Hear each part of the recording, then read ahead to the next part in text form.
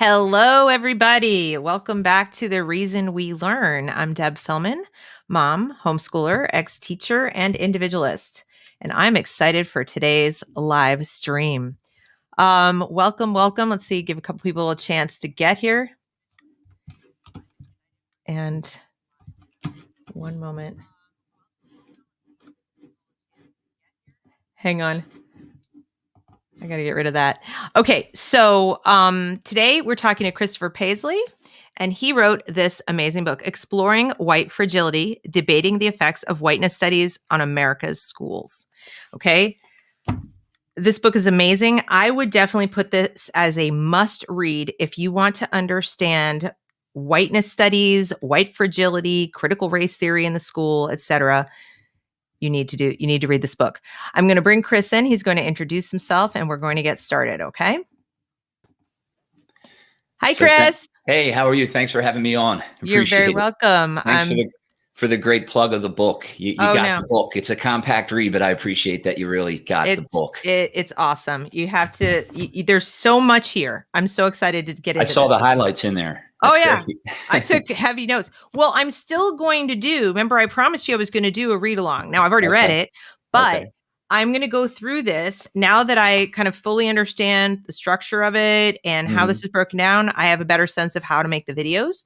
I'm still going to go through this and give sort of my little takes on the chapters, highlights, whatever, but you really need to read the book, people. So you got to get the book so you can follow along and see what I'm talking about. So let me just mute this. Okay. Trying to make sure I've got two screens going. All right. So Chris, why don't you tell people like who you are, what you do, and how you came to write this book? Sure. So I'm a Philadelphia public school teacher. I've been teaching for 24 years. I grew up in Philadelphia, the area. My father was a teacher for 36 years. So it's in the family.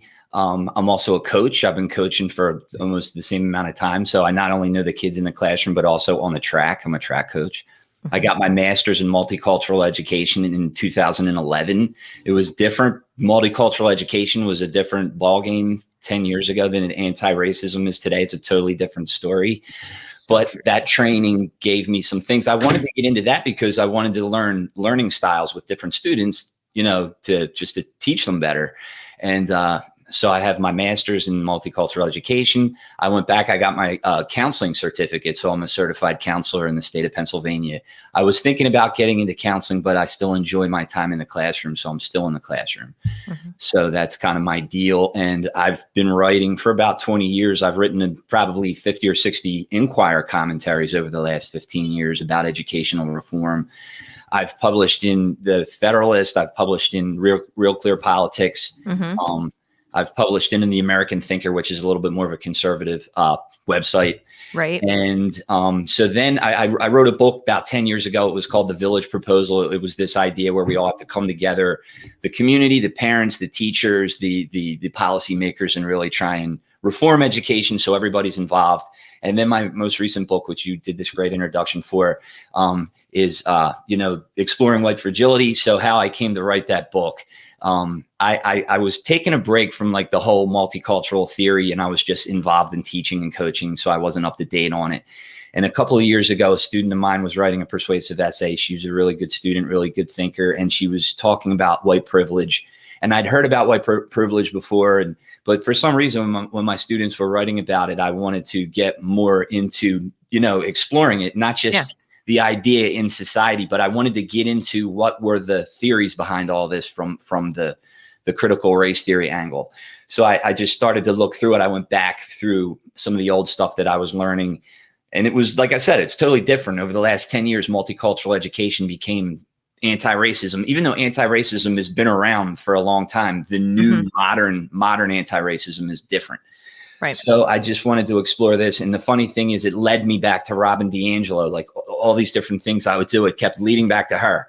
Right. And then I didn't really know too much about her. And then I watched some videos about her. She was doing a video for this religious organization. She was kind of doing a faith-based thing. It was for a church. It was for a church. And she was teaching the congregation that everybody in the church was a racist and, you know, had white privilege and all this stuff. And I was like, what is all this, you know? And she just had this certain attitude that it's just, it was like this smug attitude that she was going to speak for the entire, you know, white culture. She was the expert on whiteness. She was going to tell what whiteness was, what all whites were racist and, you know, inherently racist in terms of, you know, she talks about the good, bad binary of racism. They weren't necessarily prejudiced or discriminating against people, but because they were white and they were a part of this systemic culture, that they were benefiting from white privilege and that they were inherently racist. So then I said, you know, I just didn't sit right. So I started to explore it and I started to research it and write. I didn't even want to write a book. I wanted to write an article at first, and then it just kept getting bigger and bigger. And then I had this outline and I decided it was a book length. Oh yeah. And the way I wanted to write it was, I wanted to make it more of a pop book. I wanted it to be more of a pop culture, but I realized that if I wrote it in that way, it would be hard to publish because I don't have literary representation where I could get into a big publishing house. So I had to do the more academic scholarly route. So I went for an academic publisher, a scholarly publisher, Rowman Littlefield, because I published with them before. So it was more of an objective piece. And then it became really, like you said, it became really research based. It was based in a lot of, I mean, I really bring in a lot of research, and then I use my own classroom experience to supplement it. But it really is a lot of research, and it's. I've read D'Angelo's books. I read her "What Does It Mean to Be White." I read White Fragility. I got into some Kendi. Kendi didn't get as big. By the time I was done writing it, Kendi was around. But of course, the George Floyd tragedy and all that, it kind of changed things around, and then different things came up. So that's kind of the background on it. But I just want to interrupt you real quick because I don't have a copy of Robin's book here. Okay. But I know I followed along when Carlin read it. And she would do a little chapter by chapter count of references, and they were very few. Okay. But I would like everyone to know that Chris has, hope you can still hear me, a bibliography in the back. By the way, there's notes in each chapter. 5 full pages, y'all. Okay.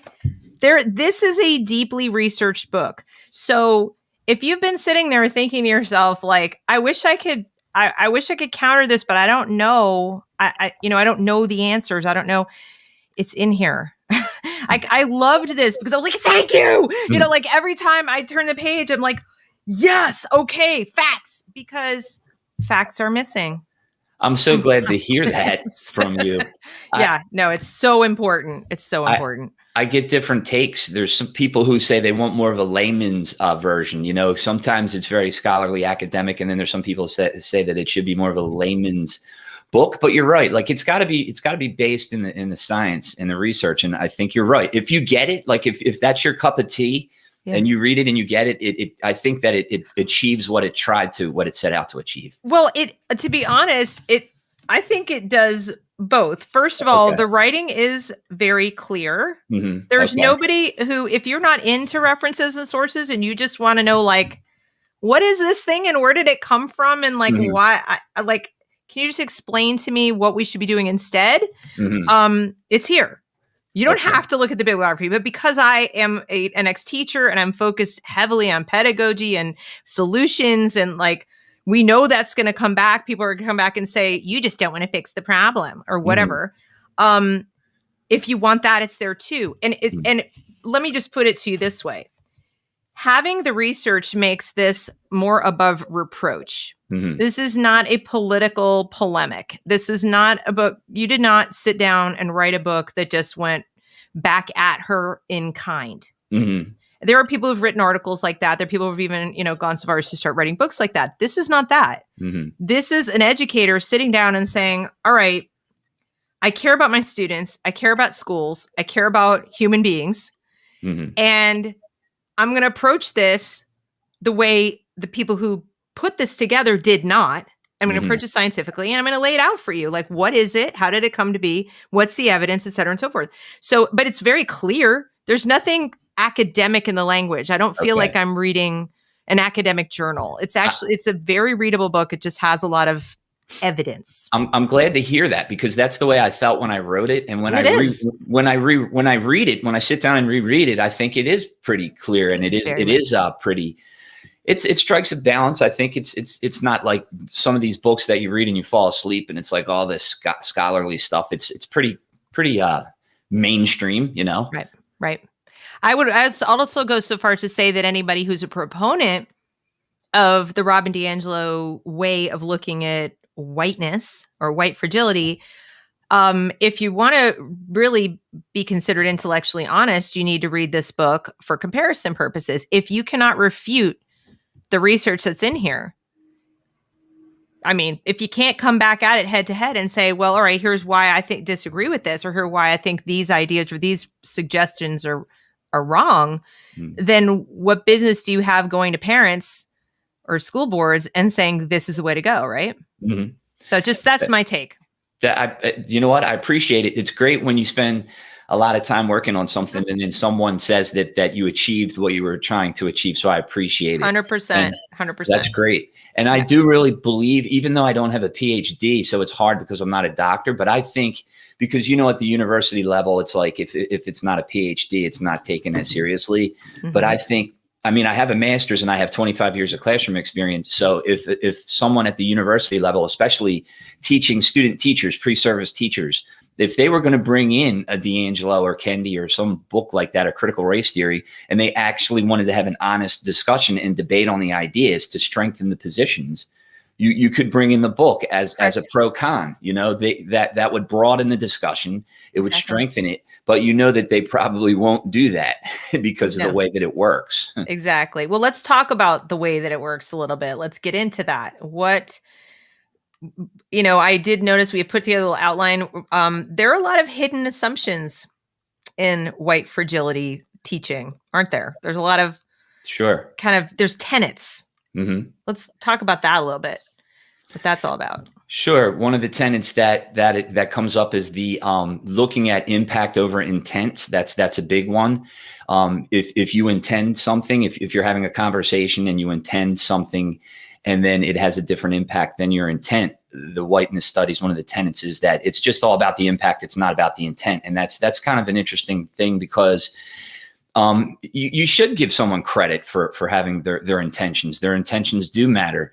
Like, for example, and I say this in the book, there was that incident in Starbucks in 2018. Mm-hmm. And there were those two African-American men, and they were in Starbucks and they were waiting to meet a friend. I guess he was real estate or was a business partner or a meeting, but they were in Starbucks.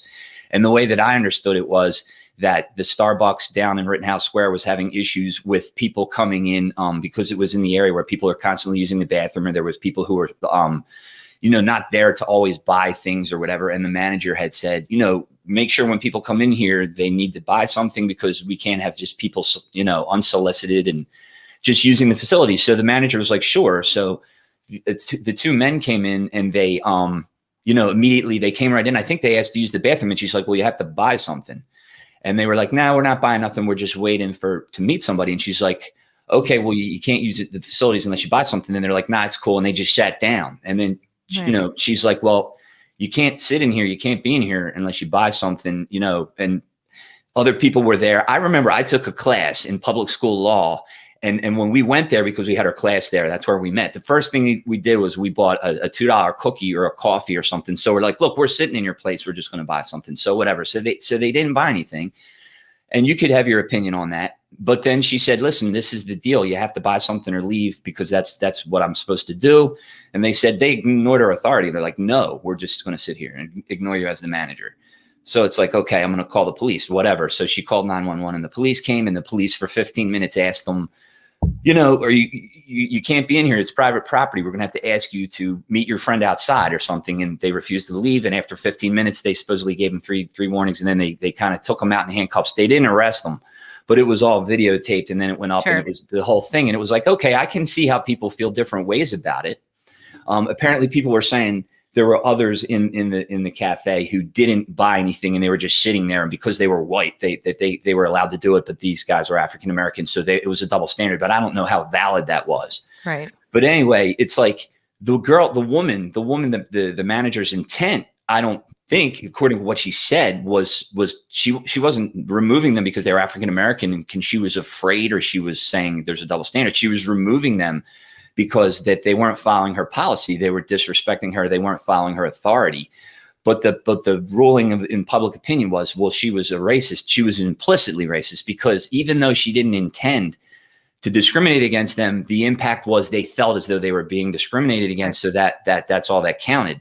So when you're talking about those tenets of impact over intent, it's this tricky situation. But in my opinion, you need to consider intent. You can't just write off intent. You can't just say it's all about impact. And when you were talking about earlier, we were talking about thinking errors or cognitive distortions that come up in things like white fragility and antiracism, Kendi's approach. Implicit bias is the glue that holds all of this stuff together, because it's not overt racism. They say it's implicit bias. It's a microaggression. So it's under the surface.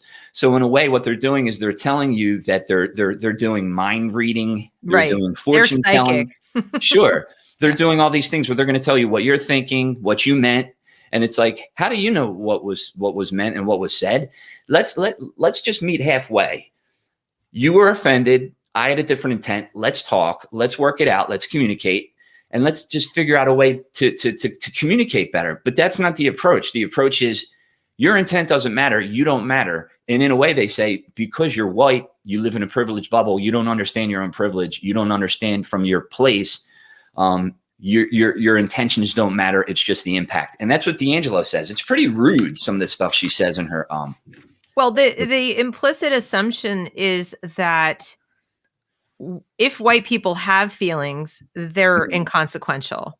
That it doesn't matter if you have feelings, because as long as you enjoy this so-called privilege, I should be able to macroaggress against you. I should be able to be as rude as I want to be. I should be able to, assume whatever I want to assume, because my feelings matter more because I'm the victim. And you don't get to have feelings. You either don't get to have them, or yours don't matter, or just straight up you don't have them. And a reason I add that one is that you'd have to think that people are pretty cold and unfeeling humans to walk around in a world completely oblivious.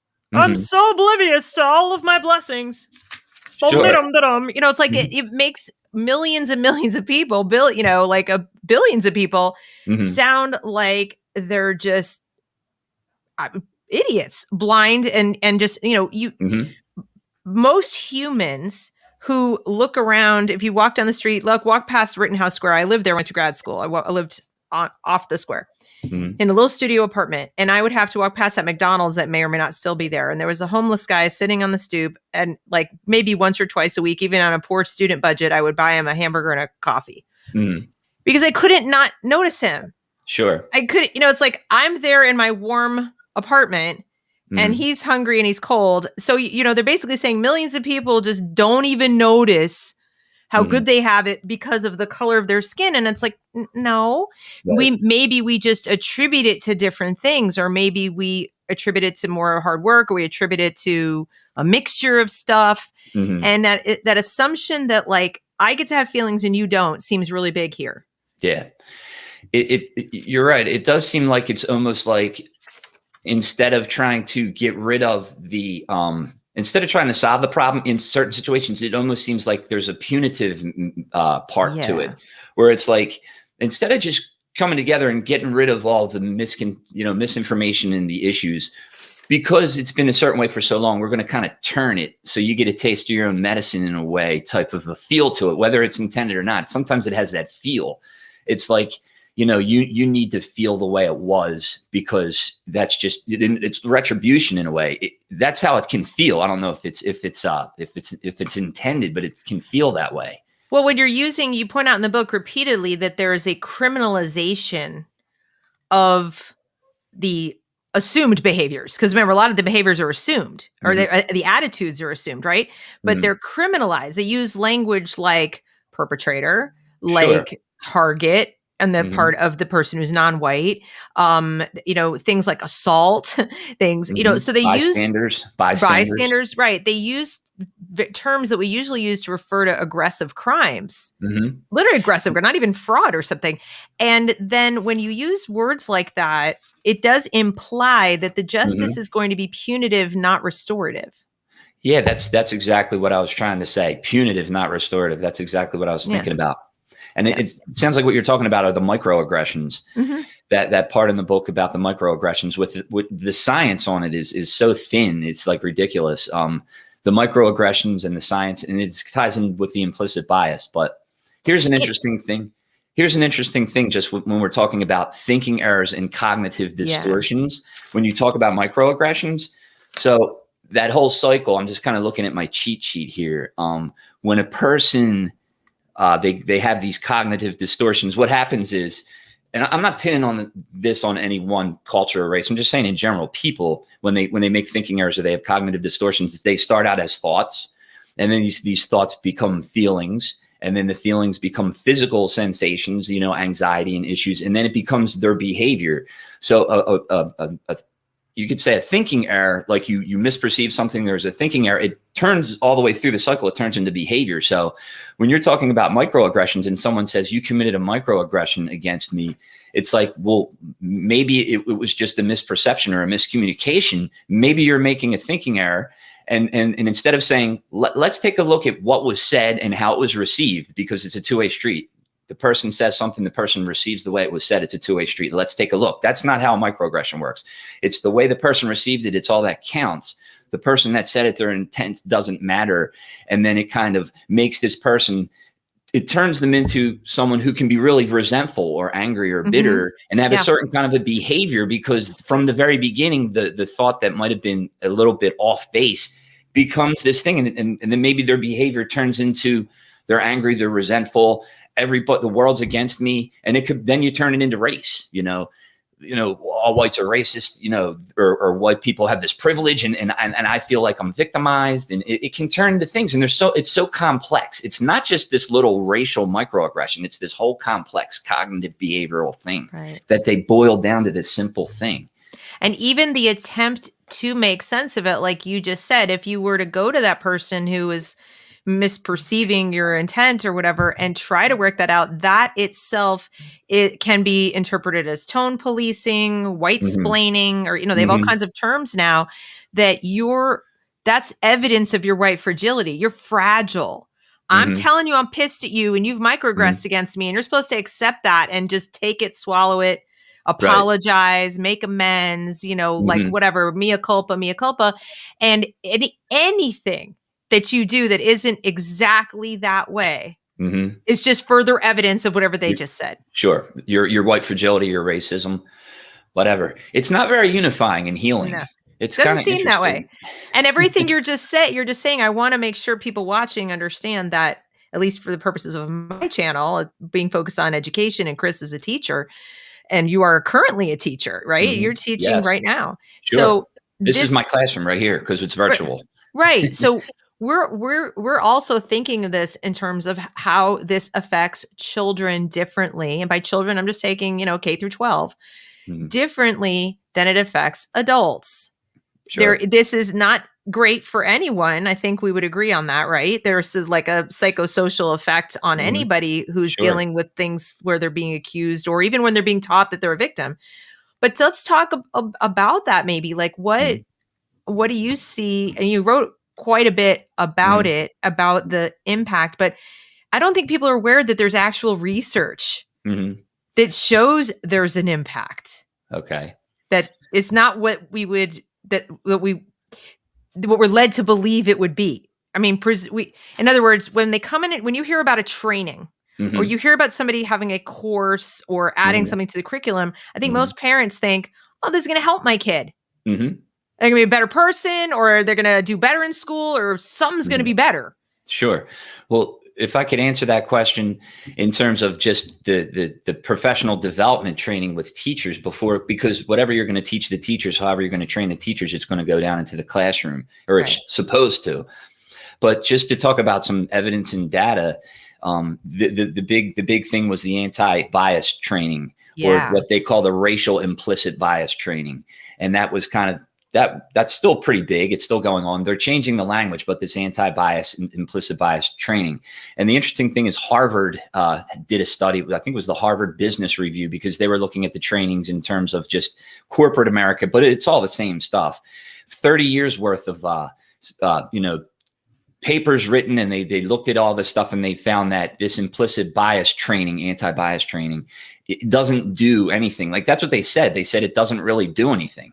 And the one thing that it could do is it could do the opposite. It could provoke resentment so that people go back into the, boardroom or back to work or classroom. And then it's like, well, you told me all these things, and now I feel a little bit resentful. And then in certain cases, they looked at people differently. Like before, it was just like they would coexist, or they would interact with their coworkers, and they just treated them as people, just as human beings. We're going to treat each other as people. Because we see race, but then we get past it because we know each other. We're not hyper focused on identity. But after the training, they were hyper focused on identity, and then they would go back in, and then it was like, it was almost like an irony that it did the opposite. That's data that shows you the last 30 years. Even the implicit association test, which I think was out of Harvard, ironically. Right. That's for reference. That test that he's talking about is what they base all the implicit bias training, implicit bias assumptions, and even microaggressions. Like all of that is based on this one test, right? Sure. A lot of it comes out of that test. It was seen as like the holy grail of the implicit bias work. And for so long it was being used that these people, you could take it on the internet. You could go on there right now and take it on the internet. The implicit association test, it asks you these questions. It measures your implicit bias. It measures whether you're a racist or not. But it's interesting, if you go on the website, you can see there's a disclaimer that says none of these results matter because they're not valid. So if we call you a racist, you can't sue us because this isn't valid or proven.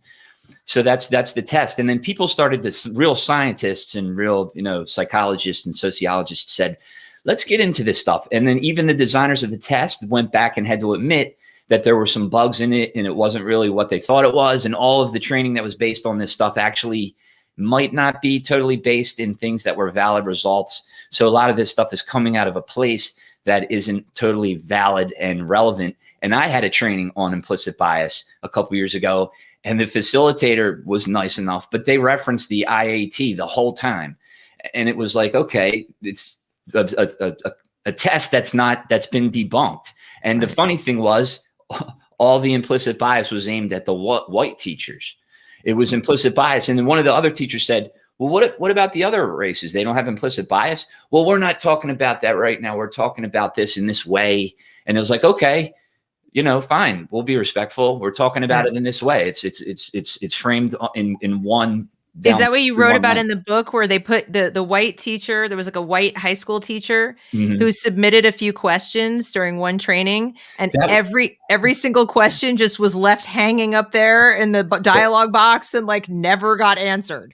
That was the Robin DiAngelo training. That was the Robin training. Yeah. That was the Robin DiAngelo training. DiAngelo refused to answer all 6 of the questions. And by the way, that was me. That teacher was That me. was you. Oh, okay. It says the white high school teacher. And I was like, man. Yeah. First of all, they were great questions. And secondly, I just felt like that's ballsy. I mean, not a one. Not one. There were 17 questions in the Q&A box. 17 total questions, 6 from me. All 6 were ignored. All other the 11 questions were all answered. I'm like, is that a coincidence? Like, or is that just like... I don't know. Is that a coincidence? Well, I think put it this way, every single one of your questions, I think, would be nearly impossible for her to answer. I'm trying to find them because I remember reading these questions going, yeah, I'd be, if I were in the room, I'd be like, can we just get an answer on that question over there? So I keep going. I'm going to find it though. Cause so the implicit bias and, when you have flawed data like that guiding everything, what happens? I guess it's just, I think if you look at what's going on right now is what happens, what the critical race theory, antiracism. Right. And I always have to put in the disclaimer, when you say that you criticize antiracism, people sometimes think, why are you against ending racism? Why are you against this kind of thing? I'm not against ending racism. I'm not against this. I believe that there's alternative solutions to it. I think you can have anti-racism, great, because some of it works. Some of it is valid. I've seen it done the right way, based in real, behavioral things or certain things. And I'll say, great. I'm not trying to just say we got to scrap it. I'm saying you can have that and you could have other things. But the way it seems to work with anti-racism is it's the only thing. And if you want to bring in alternative solutions, or if you want to debate the ideas or challenge it, it's like you can't do it. So that's what happens when you have this kind of stuff. These things come through and they have bugs and glitches and people feel frustrated and it doesn't work. And, so just for the record, obviously I teach in Philadelphia and I'm a coach and a teacher, and I dedicate my life to trying to make sure I educate the kids and give them a manageable, good quality of life. I've written recommendations. I've gotten kids into colleges. I've done all kinds of different things to help support kids of all races. I wrote a recommendation for a student to get into the Air Force Academy. That's one of the things I'm really proud of. He got into the United States Air Force Academy. That is awesome. Yeah. So I'm there to help them. I'm there to do everything I can to do it, to make sure that I reach out to these kids, treat them like people, really get to know them. And it's a great relationship. You bring in certain things and then I criticize it. Some people might say, oh, he's against anti-racism. What's going on? Right. I just have alternative solutions. And I think we need a more holistic way to do it. Right. I found the questions. I want to read a couple of these questions. These are awesome, you guys. Okay. So, you were talking about how initially the trainer said we shouldn't be judgmental. We don't want to be judgmental. But, and then there's all the stuff. And you said, or the high school teacher, you say we shouldn't be judgmental, but state that all white spaces are not good. Isn't this judging? Yeah. And then another question was in response to how pro-Black isn't anti-white. They were trying to be reassuring. When we say be pro-Black, we're not saying be anti-white. And then it kept going about, all whites are this and that. And you said, but isn't calling all whites racist anti-white? No answer. And then farther along, there was another one. Let's see, what was the other question? No, I can't find it. But there were all of these questions. Yeah, all told, there were 17 questions asked by participants during the entire workshop, all of which were still sitting in the Q&A box, 6 from you and the 11 from other participants. The other 11 got answered and yours did not. Yeah. And I think, and you also mentioned how the people who put this forth, whether it's Kendi or D'Angelo, don't debate. Sure, they don't. They don't debate.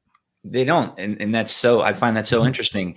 Last summer in July, on MSNBC, on, I guess, Joe Scarborough, I don't watch the channel that much. It was Morning Joe or whatever it was. And they were going to bring in D'Angelo. They wanted John McWhorter, professor from Columbia. I love John McWhorter. And he endorsed my book, which I was so happy about. Yeah.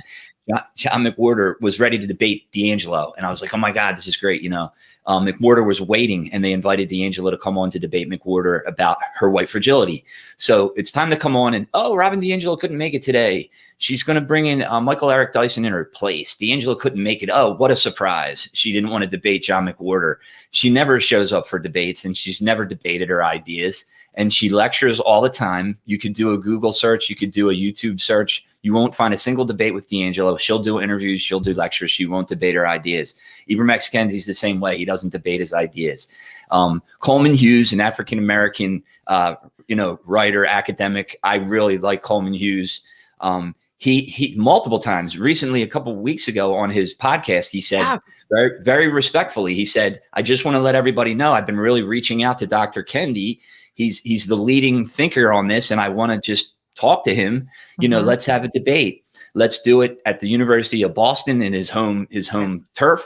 Let's do it on TED Talks. Let's do it wherever. We'll raise money. We'll give it to charity and we'll really talk about his ideas. Well, he didn't want to do it. He refused. He didn't show up. He didn't agree to it. Well, it's interesting. You mentioned the word lecture. She lectures a lot. But when I'm reading in your book about how she goes out of her way to say, and I'm going to translate. Okay. And if you disagree with me, well, that's just evidence that what I'm saying is true. Sure. Which is obviously fallacious reasoning. But to me, it's preaching. That's what a preacher says. That's not even a lecturer. I mean, I went to college, I went to grad school. So lecturers get up and they lecture. And of course they present a point of view. I mean, it's not all just facts. They'll give you a point of view. But when you get to ask questions and you have any kind of a Q&A, or even when the lecturer anticipates, good ones anticipate the most common questions and they tell you might be asking, you might be wondering, whatever. But they don't tell you, you might be wondering this. Well, that's because you're you're racist. Like if you Sure. have these 5 questions, it's because you're exactly the problem I just described. I'm all done here. Yeah. And that's what preachers do. Preachers who just say, this is the dogma according to me. That's it. No questions are allowed. As you pointed out, it's like heresy. It's blasphemy to do that. And so that's why earlier when you said that she was presenting something to a religious organization, I'm like, maybe she was in her element a little bit. Yeah. So. John McWhorter's, but he wrote about how it's like the modern anti-racism is like the new religion of woke millennials. And he really believes that it's a religion, and in a way, it almost is, because it's taken on faith almost, because science is questionable, but it's taken on faith, and you don't question. You know, it's like if you go to church, if you're a Christian, just to use as an example, and you wouldn't go to church questioning, you know, Jesus and his miracles, you would just accept them and you would want Jesus to save you. It's the same kind of thing. It's like, we're not going to question the ideas in critical race theory, anti-racism, white fragility. We're not going to question them. We're past that.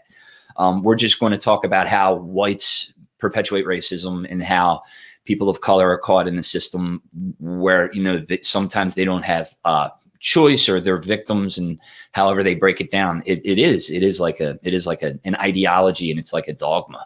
Well, they're also telling you that you have to engage in self-harm. And we mentioned it earlier about how justice equals flipping things over as opposed to lifting everyone up. So in other words, instead of saying, let's study how these advantages work, and how they're helpful to people over long periods of time, and then make sure that we can extend them to everyone. Sure. So that everybody truly has equal opportunity. We don't have like a faux meritocracy where we think we have one, we don't really have one, because it's, you know, it's not working out. I mean, I think the other thing I want people watching this to know is that you've taken great pains in this book to acknowledge that there are problems, that you're not denying that disparities exist. You're not denying there's achievement gaps. You're not denying any of the things that are plain, you know, that the evidence, the science also shows. We see numbers. But the difference is that the white fragility proponents push one answer. Right. And it's the disparity fallacy. Explain that a little bit because Coleman Hughes talks about that too.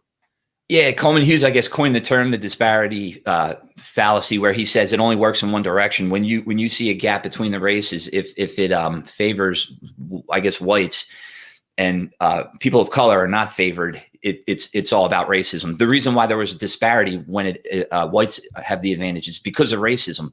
But then when you look at other things and people of color have the advantage, and then whites aren't, you know, they're on the short end of the stick, however you want to say it, then Coleman Hughes is like, well, why isn't that racism? Like, racism is only used, the idea of racism is only applied when whites benefit and people of color don't. When it's flipped around, it's never applied. And Coleman Hughes gave some really interesting examples about income and educational attainment.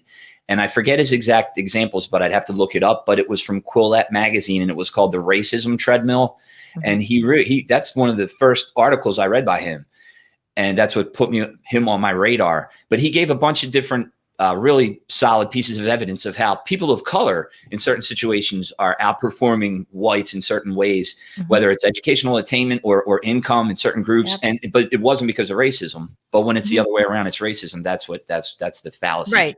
Exactly. And, you know, it's even to the point, if you even hint at the notion that somebody got a promotion or somebody got into a better college because of affirmative action or something like that. Now that they're, you know, even proponents of anti-racist teaching and policy are literally saying we need to do those things. We need to lift people up, whether they've quote unquote earned it or not, because we have to have equity. But then if you turn around and say, well, then how do I know this person didn't get the promotion instead of me because of racial preference, because of racism, because of affirmative action? Then you're racist for even asking if that could be possible when they literally just implemented the policy making it possible. So it's a bit crazy making and gaslighting, isn't it too? Like that thing you think you see isn't really real whenever we don't want it to be real. It's the double standard. It's there when you want it to be. It's gone when you don't. You know, D'Angelo gets really upset. Like, she really gets upset when whites will suggest that there's reverse discrimination. She really feels offended by that, because how could whites ever be discriminated against? And you know, I can see where it's coming from her mind frame, but I guess that's the argument. But I mean, if you wanted to talk about just the idea of systemic racism in terms of the way Kendi or D'Angelo look at it, like Kendi will say any single disparity among the races is only the result of one thing, and that's racism. That's what he says. He flat out says it. Yes. Because if you say that a disparity between the races is anything but racism, what are you suggesting? That one race is inferior to another? Like, he makes that jump. It's like, when I talk about the faulty thinking, like the cognitive distortions, Kendi uses the all or nothing, the black white way of thinking. It's like there's gray areas. It's a complex equation. Right. Race, racism, all of the things that are going on in our society are very complex, and there's so many different facets and aspects to it. And to boil it down to racism every time, it's lazy and it's not fair to people, to everybody, because if you're trying to help people and figure out ways to really solve problems, and you just keep going back to that racism, how is that really getting to the root of all the complexities of everything? Yeah, you go into the book about culture matters, and then even like the patriarchy that they're constantly dissing on, but hey, guess what? Fathers matter. Sure. You know, so I mean, things that we're sort of not allowed to talk about, but that we have empirical evidence. Yeah. Which you also reference, showing how, hey, if you actually want to understand what is fueling these disparities, then, you know, and then the other thing that's so important for people to understand are the negative consequences, that if you go down the wrong path towards solving a problem, you know, after a point, if people are raising their hand and saying, what if there's a better way? This doesn't appear to be working, or it's actually showing some negative impacts. You begin to question their motives, right? After a while, you have to stop giving them the benefit of the doubt that they're just, you know, misguided and there's something else going on. And you talk about that too. What's going on, Chris? What's really going on here?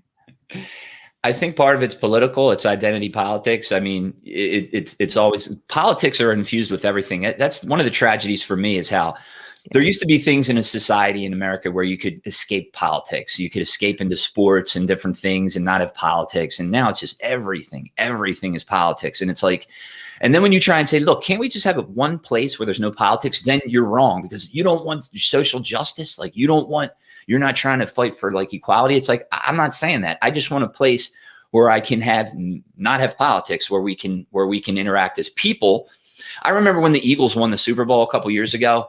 It was such a great time for me because I listened to a radio station, Sports Talk, with Mike Missinelli, and there were people calling up black, white, everybody. We were all so happy, and people who they've lived their whole life and they waited to see this, and their parents were like sick, but they survived and they saw this. And we forgot about all the politics. We forgot about all the race, all the identity. We were just people. We were Eagles fans. It was great. It was such a great time. And it's like, I wish there was more of that. And as soon as you get that, it's like the opportunists come in and they're like, oh, there's no politics here. Let's take it over. Let's just politicize it. And then we'll split everybody into camps, and we'll get everybody mad and polarized, you know, and it's a shame. So to answer your question, it's about politics. It's about opportunity. I think critical race theory is broken down into three groups. I said this yesterday with Carlin. I think you have the group with critical race theory that it's just the true believers. They're the people with the ideology. They blindly follow it, which is the minority. And then you have the opportunists, the corporations, and the people who say, we're going to get on board with this because there's a lot of money. It seems like there's a lot of networks. It's the center of the power. It's the trend. We're going to get involved with this. We don't really know what it is. We don't care what it is, but we're going to say the buzzwords. We're going to use this for opportunity.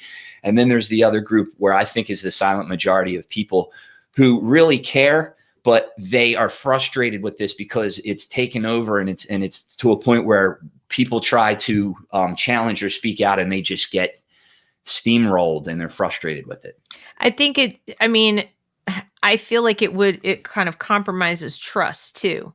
So that if you want to get to know new people, whether at your workplace or even in school, I think people are a little inhibited now because they're sort of like, you don't know what you don't know. You don't know whether the person that you're about to encounter is going to take you, like be open to you as an individual, or whether they're going to see you as an avatar of a group. If they're going to see your white skin, for example, and immediately have, a bias about you, right? It's like they've just turned the tables. And as you said, there's this feeling of like, and see how it feels. And I mean, I suppose there's a piece of all of us that kind of understands where that might come from emotionally. You know, that's the Schadenfreude kind of concept. Mhm. But at the same time, it's a very dark thing to feed in a society. It doesn't lead us forward. It Mhm. doesn't help us towards a better understanding or even a better world for all of us. Mhm. And I think including the children we're trying to teach. And so it's political, but how does that translate to the kids? Like, what do you think is the point of this with regard to children? Like, why indoctrinate children Mhm. to believe this about themselves and to believe this about others? I think that some people just to try and see the other side. I think some people say they see legitimate social injustice, they see legitimate racism, they see things that need to be changed, and they believe that they want to help and they want to make things better. And I think they come into this and it's genuine and they want to help. I know lots of people who believe in it and they want to help. And like I said before, in certain situations, I don't want to generalize it like D'Angelo does. I don't want to generalize and stereotype and paint with a broad brush. Some of this stuff is helpful. And in certain cases, you're keeping rates on the table and you're doing things that's helpful.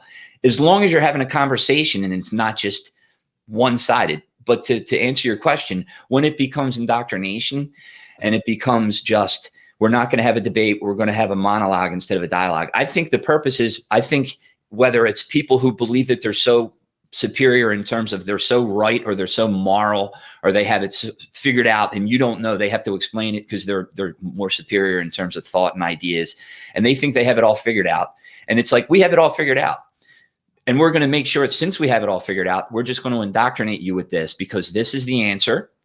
We're not going to talk about it. This is the answer. We're going to indoctrinate you, and this is the best way to go. And I think that people really believe that, and that's why it happens like this. I think part of it is well-meaning, and in certain cases it can help. So they say, look, what's the best thing we can do to help our kids? What's the best thing we can do to help society and the achievement gap and the disparities, give everybody a manageable, good quality of life, access to the things that they need. And this is the best way to do it. And we're not going to talk about it anymore. We're just going to jam it down your throat. We're going to indoctrinate you. We're going to set it up so you can't question it. And because, the whole thing is a problem of a power structure, and a white racist society has already dominated for so long. And if anybody tries to challenge, it's just this power structure trying to hold on to its power. So we have to ignore them. But the interesting thing is it's still creating a power structure. Yeah. But the power structure isn't tilting, isn't changing to benefit. If you look at it, these kids still aren't benefiting from it. No. The people in the areas, in the neighborhoods, in the communities that want and need help, that we want to help, I don't see them being helped by Well, it. you pointed out even in the book that after one of the trainings, I think some teachers went back to their classrooms and said, I don't really feel like I have anything To bring back. real to bring back with me. And then I'm thinking as a private, sort of homeschool and tutoring and so forth, if I were trying to incorporate this, there's nothing I can take from this that's positive except to do the opposite. So in other words, I find a lot of the statements and the assumptions disempowering. I would never, ever tell a child that unless white people step aside or unless white people do the work or unless white people do X, like to me, that's a white supremacist statement unto itself, that you're dependent. You're dependent on this oppressive society to change itself sounds very hopeless. And it doesn't empower the child to be in charge of their own destiny at all.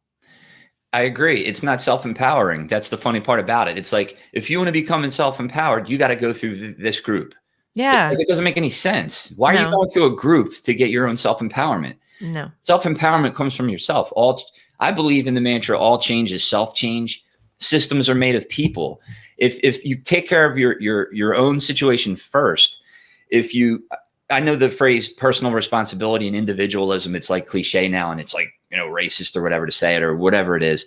But if you really look at it honestly, it's like if you take care of your life and your community and your family first, and you take care of your responsibilities, that's the most important thing. If everybody did that, then everything would probably work.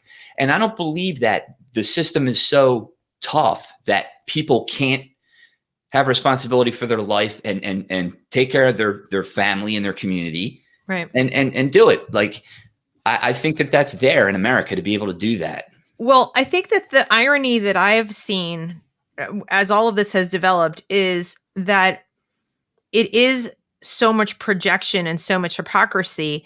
And I almost want to say to people like, okay, so what made it possible for people to think of, to treat Black people so poorly all over, the years in history and so forth? What made that so much easier? Mhm. And well, it was seeing one Black person as the same as another Black person, right? So it was kind of grouping, making one person a representation of all people. Stereotyping and Stereotyping, generalizing, all of Mhm. these things. Why would anyone in the past, for example, have said you can't marry someone of a different race, or give you the stink eye if you go into a store? Because Mhm. they're judging you. They're collectively they're judging you for the behaviors of other people that aren't you. Right. Okay, so all the things that we are supposed to be fighting against with regard to what made discrimination in the first place, like what made that happen, what Mhm. ingrained it for so long and so forth, even after the Civil War and through Reconstruction. You can't undo this. This is what Martin Luther King taught. You can't Mhm. get justice with injustice. You can't turn Right. around and do to others the same thing that was done to you and expect a different result. Mhm. Now you're going to become that thing that you hate.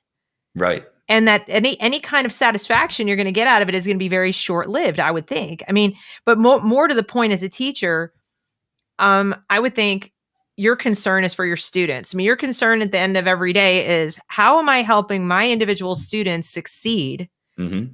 And that's where your multiculturalism, your multicultural degree, I understand you got because you wanted to be able to do that better in the Right. environment where you are.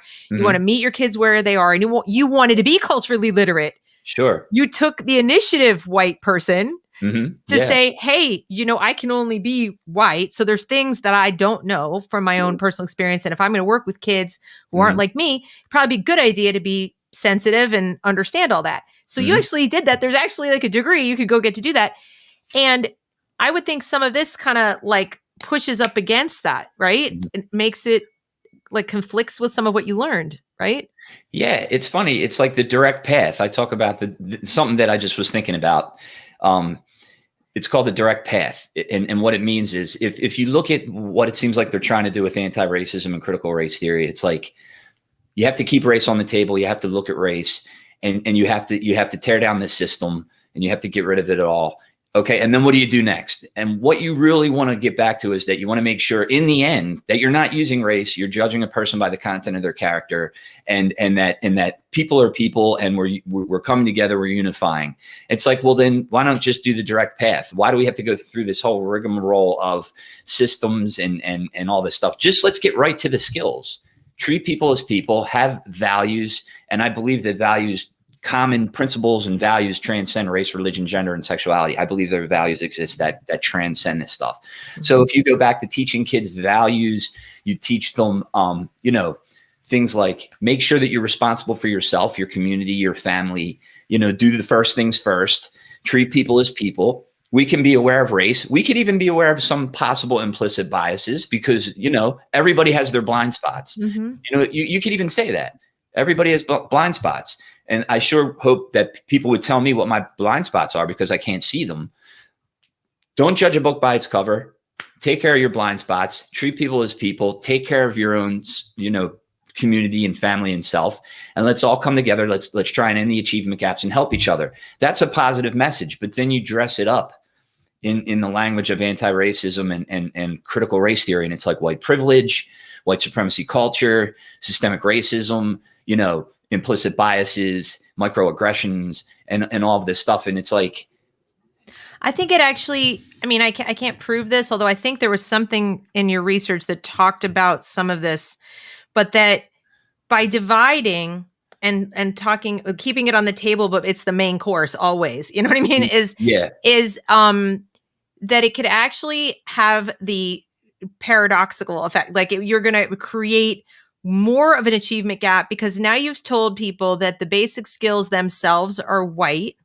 Right. Like, in other words, science, math, our Western epistemology, all of that's inherently white. Well, white is equated now with evil. They've done such a fantastic job, unfortunately, of equating whiteness with badness. Sure. That if you're going to go and say, and this is white culture, who's going to want to learn literature? Who's going to want to learn grammar? Who's going to want to learn science when you're now saying this is white? It's like they're making all the very skills that created a white dominant, I'm not going to say supreme, because supremacist assumes you think you're biologically better, but where you look at a culture, it's, white or Western dominant and, whatever, which I believe is accessible to everyone, by the way. We see that with immigrants who are not white. But if you do that, you could actually create the opposite. And I remember when I was still living in New York, so I'm in college, this is years and years ago, story of a boy, I think it was like in Harlem. He was an honor student. He was headed for college on a full scholarship, never committed a crime in his life. And he was cut down. He was shot in a convenience store committing a robbery. He was shot by the clerk who was armed because his pals in the neighborhood were dogging him for so long of you're acting white, you're being too white. And this is, decades ago. And he just one last time was going to have one last hurrah to impress his friends, not lose his friends back home. And did this thing and it got out of hand and he got killed. That's a shame. And it's a real shame. But even in my own teaching, I saw kids pick on each other. Why are you acting white? Why are you doing this white thing? And acting white simply meant doing your homework. Yeah. I remember hearing about that.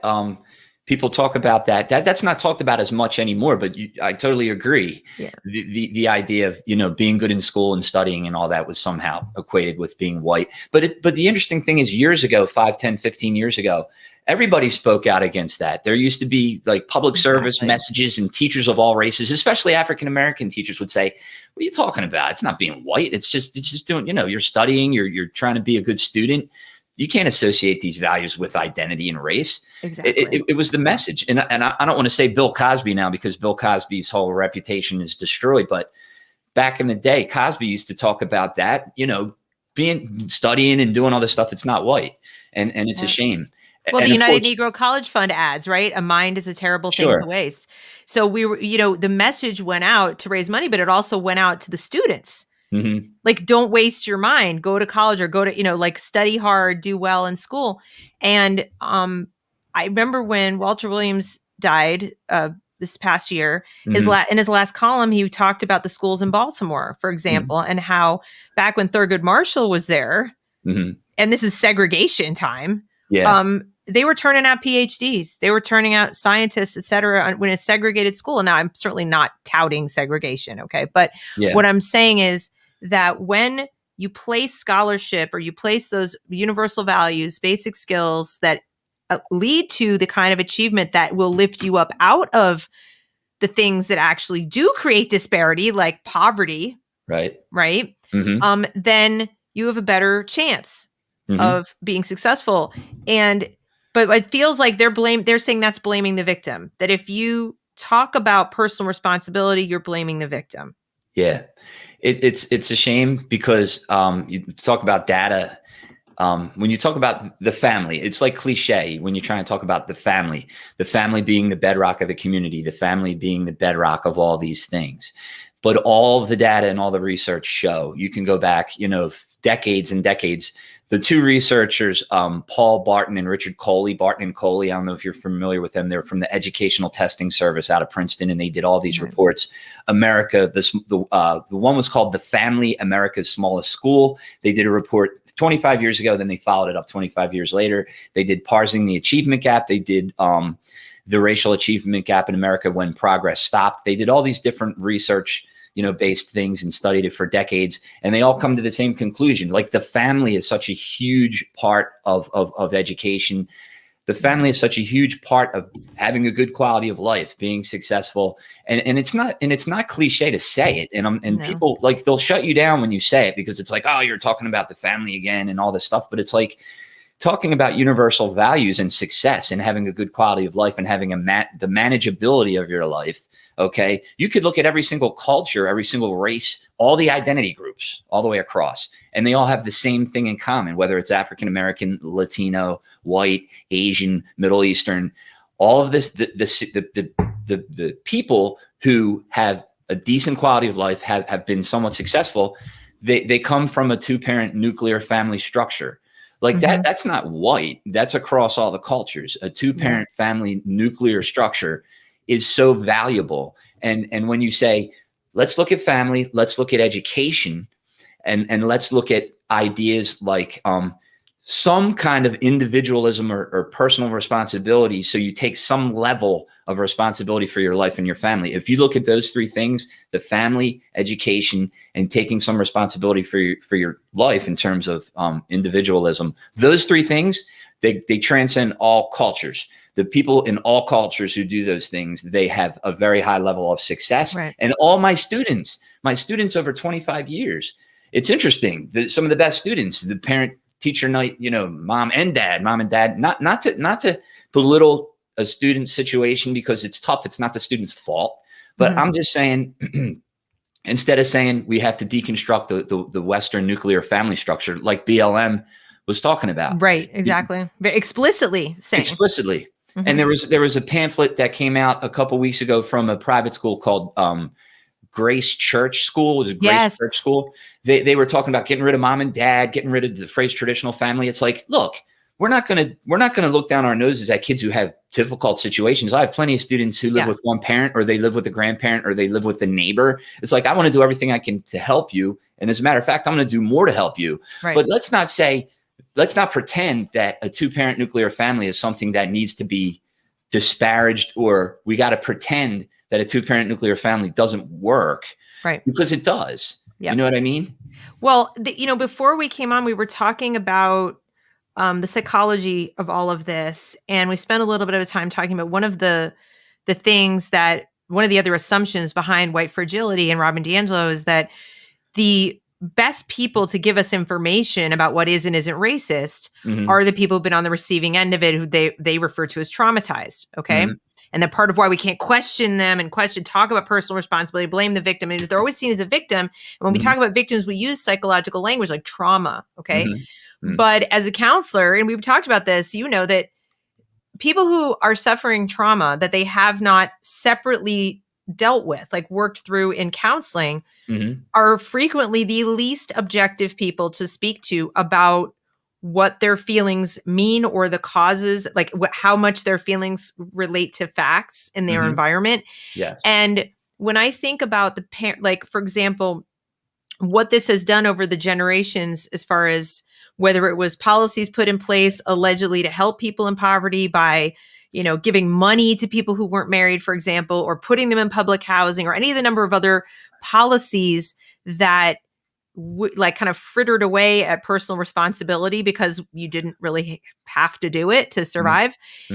I wonder if that had an impact on the psychology as far as infantilizing people, like making people less personally responsible because they're at an arrested stage of emotional development and then had children.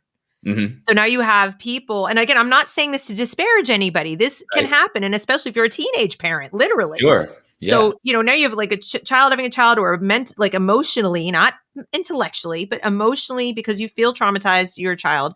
And this is just perpetuating this lack of ability to realize that there's actually power in accepting a little piece of yourself in your own life, like your responsibility. Yes. That blaming isn't going to help you. Right. It feels good, like for now, but it's the classic 12-step approach when you're talking about this kind of thing. You know what I mean? The first step, we all know what the first step is. It's admitting that you have an issue. You need help, right? If you don't think you need help, then you're not going to get to the next step. It's like, I need help, I'm going to ask for help, and I'm going to admit that I need help. This person doesn't need help. This other person doesn't need help. I need help. It's part of the process to get the help. So I think it is empowering when it's talking about personal responsibility. And that's why I believe that all change is self-change. It is empowering. Everybody knows when you accept and you take responsibility, it makes such a big difference. And with my own students, the kids who are the kids who work hard, the kids who, they're organized, they're able to do different things. They're responsible. They take responsibility. I have a good group of kids. I'm really lucky because they're as a whole, they're good. And they are pretty responsible, and they do believe in a lot of these things in terms of they're the ones that need to make the decisions and be organized and take responsibility and be self-empowered, Do they ever share any thoughts with you about some of this stuff, to the extent that they've heard about it or talked about it? Do they ever share their views with you about it? The critical race theory and this kind of thing, and anti-racism, white fragility, all that stuff, doesn't come up for me. Okay. The way that I teach them, I teach the skills based. And I try and make sure it's diverse literature and different things. And we do current events and we do argumentative essays and we talk about different things. And I always talk about critical thinking. I love it. I love when the student comes in and they have an issue, whether it's defunding the police or whether it's border security or whatever it might be. And it's a persuasive essay. What is your thesis? What do you believe? Let's look at both sides. They study this side. They study this side. They understand the arguments. They make their decision. They write their paper. I ask them questions. It's respectful. They think through it. They think through the issues. They learn how to think critically about the issues.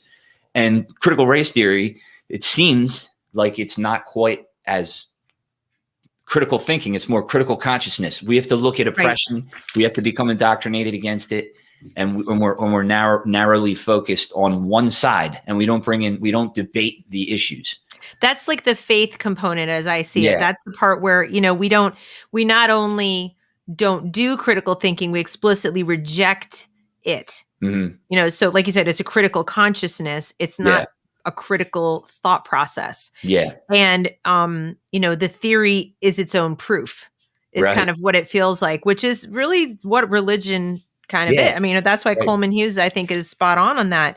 Mm-hmm. So, and just to, as we're kind of coming down to the end of this, what do you, you talk a lot. I mean, what I love about this book, there's so many things, but at the end of each chapter, guys, what Chris does is he gives a little summary of recommendations. At the end, there's always a section that says recommendations. And they're just enumerated, 1, 2, 3, or 1, 2, 3, 4, or whatever.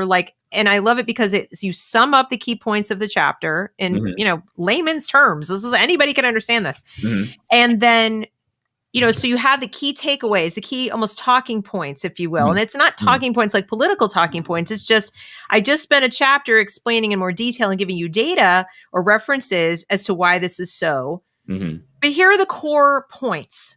Mm-hmm. So if you have a book like this in your toolkit and you are working with a school board or you're working with, you're just trying to understand this for your own kids or something like that, this will explain to you and give you these recommendations. And then you actually talk about, this is what we should be thinking about. This is what we should be talking about. These are the things we need further inquiry about. Mm-hmm. Right. This should be, we need more research on this subject. So I think you'll be well equipped to have intelligent conversations with anyone who actually wants a conversation. Now, I'm not suggesting that everyone will. Right. But you don't need everyone to. You just, first of all, I think this inoculates you against being vulnerable to somebody just bowling you over. Mm-hmm. And when you have a firm understanding of what it is and isn't. And then you can also help your child, I think, if let's say your kid's in a school that they're doing some of this stuff and the kid's conflicted and confused. And what does this mean? You can talk to them about this stuff too.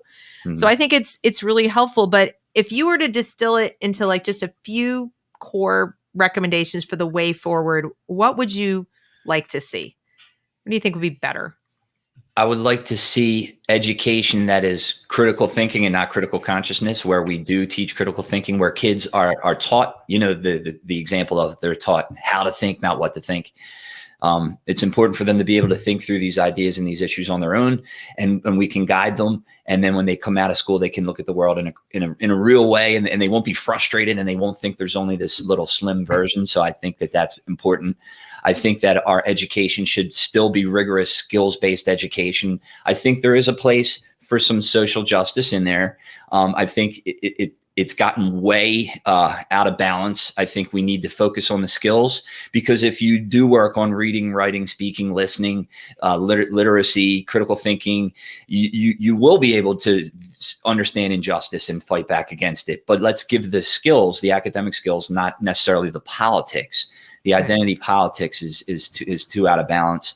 I think that we need to look at the core universal values and principles that make people successful and have good qualities of life, which transcend race and identity.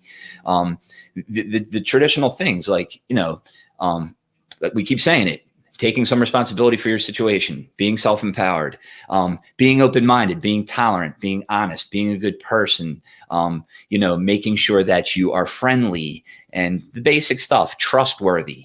Okay. If you teach these values, and more importantly, besides teaching them, but you model them, over all my years as a coach and a teacher, I model these things for the kids, and they know because I model it, and it's genuine, and it's a real thing.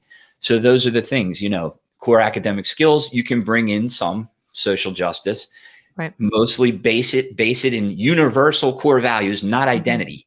Let's base it in things that transcend identity. Identity has become too tribal. It's too polarizing. It's too divisive. It's also the thing you can't change. Yeah. So when you focus on identity, and then somebody, you know, makes any kind of a remark that could be perceived as negative towards one aspect of your identity, it's like they're attacking your very being. Yeah. But if you can become more patient, you can become more personally responsible, you can become more focused and you can delay gratification, you can work on that, you can be more organized. There's so many things you can actually anger management. For self-improvement. And especially if you need anger management, 9 times out of 10, it's because of distorted thinking. A lot of times we get angry because of fear. Fear is very often like an overgeneralization of a threat. And what I'm seeing in a lot of these teachings is, if you're going to teach that there's oppressors and oppressed, you're essentially teaching people they're in constant state of threat.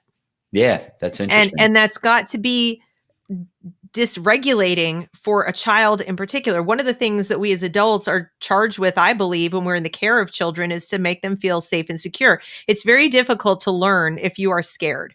Yes. It's very difficult to learn if you feel insecure in your person, literally. And so, you know, one of the things they tell you, if there's been a tragedy or something going on, is to let the kids know, like, the adults are working on it. We're going to keep you safe. That's all you need to worry about. You know, all you need to know is that we've got you covered, and we're here for you. And then you can move on. But they just need to know that you feel confident in that. But if the adults are saying, you're under constant threat, I'm under threat, we're all under threat, or I'm an oppressor. Hi, I'm your teacher, I'm an oppressor, you know? I mean, you know, how do you reconcile that with, I feel safe enough to learn, to sit here calmly, to listen to this person, to respect this person, to interact with this person, not as equals, but as somebody that I can learn from or learn with, that they have anything of value to offer me. You know, I don't see how that equation, how that adds up.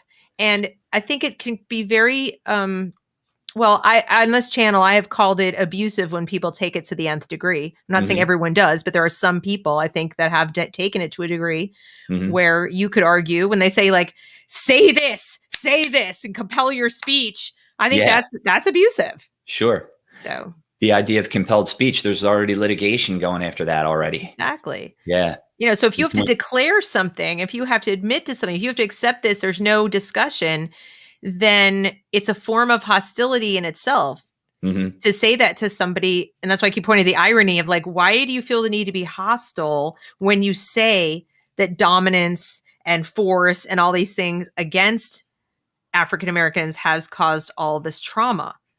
If those things cause trauma, and then that's why, of course, they come back. So white people can't be traumatized, you know. Right. We're just impervious. We're just lizard skins. We're like, we can take it all. So anyway, but I think, I mean, I certainly agree with you, of course, that all of these things, universal values, personal responsibility, I think that is the way. So tell us what you're doing. We know you're teaching. What else are you working on? The book's out there. What else are you working on to move this forward?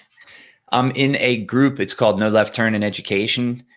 It was founded by Dr. Alana Fishbein. She's from Lower Merion. And last June, I believe, she took her kids out of school because she didn't agree with some of the stuff that was going on. And then she kind of formed this organization, and it's growing, and there's chapters across the United States. And there's kind of 3 parts to it. There's a part that's reaching out to the parents, to the students, and then the teachers. And I just got on board with what we're calling the teachers committee. So we're the teachers aspect of it. And right now we have a group of about 45 teachers from like 20 or 30 different states. And we're working on ideas. And it's just a place where people can have a conversation. We're working on 3 different things: teacher supports, where we can kind of support each other and recruit. And maybe even if you've ever needed any kind of legal action, that's part of it. The second part of it is we're trying to track the critical race theory, anti-racism trainings, curriculum, and look at data in terms of how our test scores being impacted by this in terms of the traditional curriculum. And then we're also looking at alternative solutions where we offer alternative curriculum that's more based in just the skills and the values that you're not necessarily going to replace it, but it's at least going to be there with it. It's going to be alongside it. So we're doing that kind of stuff. That's no left turn in education. So that's something I'm doing. And then I'm thinking right now, I'm outlining a book. It's going to be more of a manual or a pamphlet that's going to be a resource for parents, something like a parental guide on critical race theory, a parent survival guide on critical race theory, something like that. Well, that's fantastic. Yeah. So I'm just going to, I'm going to put this up now. I want people, this is the book, Exploring White Fragility, right here. This is what it looks like. I got mine on Amazon, but I think there's a link in the description box of this video, right? It's in there. Yes. Okay. I honestly cannot recommend this enough. I really feel like this is your manual, sort of like it's just a great go-to manual of all the core points of what it is, how it got that way, what these terms mean. And it is in layman's terms. It's just backed up with a lot of research. So you don't have to wonder,